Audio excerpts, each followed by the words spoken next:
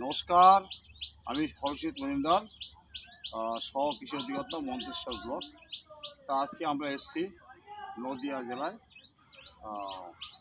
তা এখানে একজন প্রগতিশীল কৃষকের সঙ্গে দেখা। উনি পাট চাষ করেছেন, কিন্তু পাট চাষে একটা সমস্যা হয়েছে, এটা নিয়ে আমরা আলোচনা করব। প্রথমে আমার কৃষক বন্ধুর পরিচয়টা জেনে নেব। আপনার নামটা? শঙ্কর ঘোষ। আচ্ছা, বাড়ি? বাড়ি আনন্দবাস। হ্যাঁ। আর পঞ্চায়েত? শিমুলগাছি পঞ্চায়েত। শিমুলগাছি পঞ্চায়েত। হ্যাঁ। তা আপনার জমিতে যেটা দেখছি পাট, এটা দেখতে পাচ্ছি।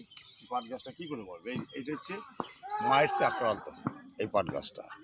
এর দিকে পাতাগুলো দেখছেন তো, উপরের দিকে পাতাগুলো এই যে খোলা হয়ে যাচ্ছে, তাহলে পাট গাছ বাড়বে কী করে? এটা হচ্ছে পোকাটা, কিন্তু এই পাট জমিতে প্রচুর পরিমাণ লেগেছে, এই তো প্রচুর লেগেছে।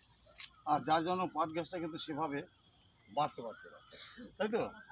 তা এটা করতে গেলে আমাদের কি করতে হবে? মাকড়ের অনেকগুলো ওষুধ, হ্যাঁ, মাকড়ের অনেকগুলো মাকড়নাশক আছে, তার মধ্যে পাইরক্সামাইড, সেটা প্রতি লিটার জলে 1 ml গুলো স্প্রে করতে পারেন, অথবা ফেনাজোপিন যেটা বললাম সেটাও প্রতি লিটার জলে 1 ml গুলো স্প্রে করতে পারেন।